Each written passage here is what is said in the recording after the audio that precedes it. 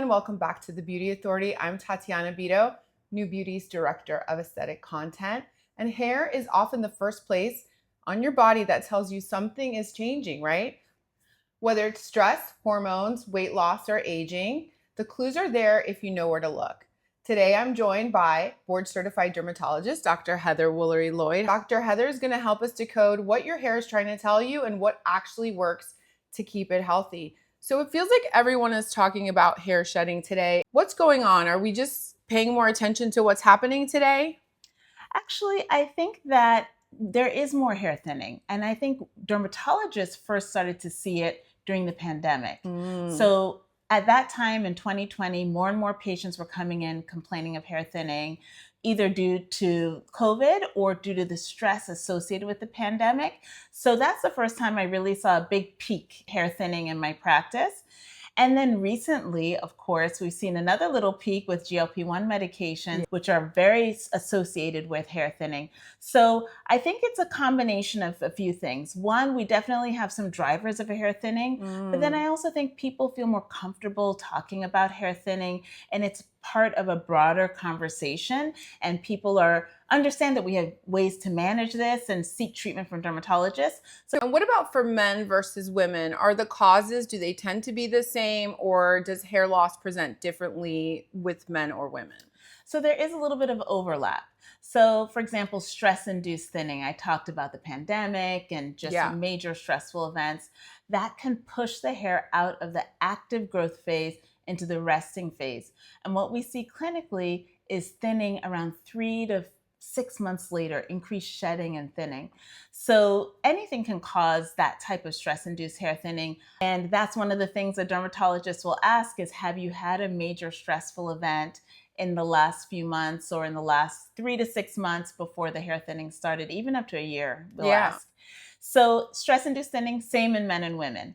What about hormonal thinning? That's another common one. And it is very similar, but the pattern is different.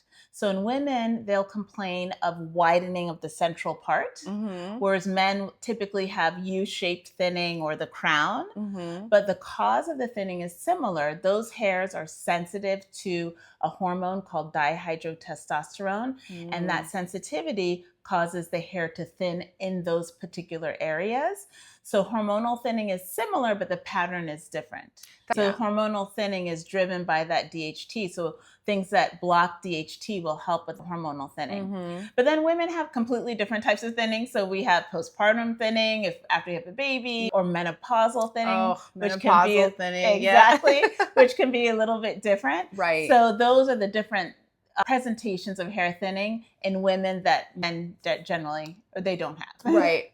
And you mentioned GLP-1 users, and that is such a huge, it's becoming a bigger portion of the population. A lot of people are on GLP-1s. And when we first started talking about it, we talked about it as a temporary side effect, that it was telogen effluvium. People were not getting enough nutrition, and you'd have to wait maybe one whole hair cycle to see your hair coming back. But now that we've been in this GLP-1 world longer, is that still what you're seeing? It's actually multifactorial. So what we think is there's a few things going on. One is nutrition, right? So if you're eating less calories, you're eating less protein. That is one of the biggest drivers of hair thinning in GLP-1 users, is that lack of protein. And when you don't have the right nutrition and the right protein, your body sees your hair as a non-essential luxury, and it'll shuttle all of the nutrition that it thinks that your body needs to other organs. And so we see thinning, and that is stress-induced thinning. But also, there is this component of the major weight loss. So rapid or significant weight loss can also be seen as a stressor. People always say GLP-1s cause rapid weight loss. It can also just be slow but significant. Those patients can also complain of hair thinning. So it's a little multifactorial when it comes to GLP-1s. It's so interesting because right now there's a patient population where this is all overlapping, right? You might be going through menopause. That's correct. You might be having GLP-1 related changes, and it could just be aging as well. So we've been talking about menopause. It's another huge piece of the hair thinning puzzle. Why does our hair change so much during this stage of life? So menopause is definitely one of the most common reasons why women will come in with hair thinning, and it's multifactorial. So one of the things that can happen, or definitely happens with menopause, is that you have a drop in estrogen. So estrogen is great. It prolongs our growth cycle of our hair. So the growth phase is longer. That's why when we're pregnant, the hair is so thick and beautiful because there's lots of extra estrogen around when you're pregnant. Unfortunately, that stops, and sometimes you can have postpartum hair loss because of that drop in estrogen. And menopause is similar. There's a significant drop in estrogen, and then you have a relative androgen dominance. And so for people with that hormonal hair thinning, those androgens can drive that thinning, especially in that central part, which is where women will complain of thinning. Separate from that, we're just aging, you know?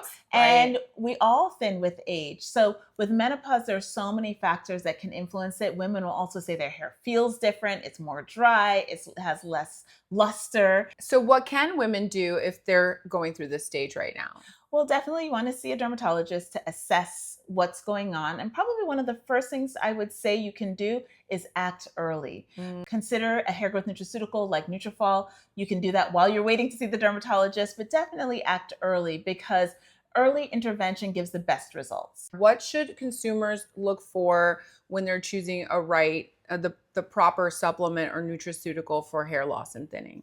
So I think this is such an important question because supplements are really popular right now. And I do think it's confusing because you're inundated with so many ads and different things that you can look for, and it's hard to differentiate what is actually going to work. So there are three main things that I think about as a dermatologist and that a shopper or consumer who's looking should really think about. So the first thing is efficacy. And those are the clinical studies to show that it works. So Nutrafol has 26 publications, 3 randomized controlled trials. So that's the highest level of clinical trial that shows that the product works better than a placebo pill. Right. Those types of studies are the most robust and really show that there's efficacy and it can help with hair health and growing hair. So you want to look for studies, and you don't want to just look for any study. You want to look for studies on the final formula. So you might see a study that looks at one of the ingredients in the product, but you really want to know if the final formula works. So you want to look at final formula studies. So when it comes to safety, you would look for certification like NSF. Yes. So NSF is an independent third-party organization. It's not for profit that tests to make sure what's on the label is what's in the bottle. Yes. And that's very important because unfortunately, sometimes that's not the case. Yes. So Nutrafol is the only hair growth nutraceutical that's NSF certified, and it's NSF certified for sport, which goes the next level to make sure that there's no banned substances or contaminants in the product. So I just visited the NSF headquarters with you, Dr. Heather, in Michigan. Yes. And we saw how everything was tested, how meticulous the process is, and what they're looking for, and how they certify that the ingredients that says that's on the label is in the formulation, and it also excludes anything that is not allowed with certain sports like MLB. I am the chief medical advisor at Nutrafol, and it's so important to me to have this NSF certification for sport because it really does certify that what's on the label is in the bottle, and also that there are no contaminants, there's no banned substances. So today there are more hair options than ever before. How do you decide when someone needs an in-office treatment versus something they can do at home? There's so many factors that can go into whether someone decides they want to do something in the office or at home. Usually I do start with at-home treatments. That's what I typically do. And then we assess. I'll bring the patients back and assess. Now, if someone has very significant or severe hair thinning, then we might do some in-office treatments. And there are certain types of hair thinning where we almost always do in-office treatments, like the inflammatory hair thinning, where you might need injected steroids to help reduce the inflammation. But for patients with non-scarring thinning, so the general thinning like GLP-1 thinning or the stress-induced thinning, generally I will start with treatments at home and see how people do. If they're not getting the results that they want, then we might add in something like PRP, which is something we do in the office. But it is a patient by patient decision. It's not universal for everyone. Right. Speaking of at home, what is your ideal at home routine for keeping your hair healthy? So when it comes to hair health, it's just like skincare. You want to be consistent. That's the most important thing you want to do is be consistent. And you want to wash your hair regularly. I find that a lot of patients who have hair thinning will say they don't want to wash their hair because they're scared so much hair comes out in the shower. Right. And it's scary to see Right. that. But that lack of washing the hair actually causes the scalp to be not as healthy as it could be. Wow. Because remember, the scalp is a scaffold that our hair grows from. So we want to have a healthy scalp microbiome. We want the scalp to be clean. We want the scalp to be healthy. And that's just like our skin, we have to cleanse our scalp. So regularly washing the hair. For people with finer hair, that might be more frequently. With people with textured hair, that might be, let's say, once a week, but no less than that, because you really want to make sure that your scalp is healthy. Is there a certain type of shampoo or product that we should be using? So you just want to make sure that you're using a shampoo that promotes a healthy scalp microbiome. You want to make sure that it's not too harsh. It's not going to strip the hair or the scalp of its natural oils. So it's just like skincare. You want to use products that are healthy for your hair. Will a heat protectant spray be helpful, or should we just avoid heat? I think anything can help, but yes, avoiding heat is ideal. Now, we all want to style our hair. I'm realistic. I'm not going to say never use heat on your hair, but minimize the heat. If you can change the temperature, maybe lower the setting. Don't maybe curl or flat iron every day. Save it for special occasions. I also recommend that you can use indirect heat. So for people who have textured hair, they can do wash and set and sit under the dryer. Indirect heat is better than the traditional blow dry where the hair is 100% in contact with that high heat for time. So there are different things that you can do to minimize heat exposure. I know realistically we can't eliminate it completely, but the goal is to at least lower the exposure. What about scalp serums? Because that's a huge category that's grown so much in the last few years. Do we need a scalp serum? I love scalp serums, especially if you're complaining of hair thinning, because that scalp, like I mentioned, is the scaffold where your hair grows from. It's the base of our hair. So we want to have a healthy scalp microbiome. Studies do suggest that the healthier your scalp microbiome, the healthier your hair. And what is one trend or piece of advice on hair that you wish people would stop sharing or would just disappear? I would say that hair growth, I would say that hair growth happens overnight. Right. A lot of times when we're online, we'll see advertisements that say, grow hair in 1 week, or hair will be longer. It's not realistic. It's not possible. Hair grows in phases. There's an active growth phase, a resting phase, and a falling out phase.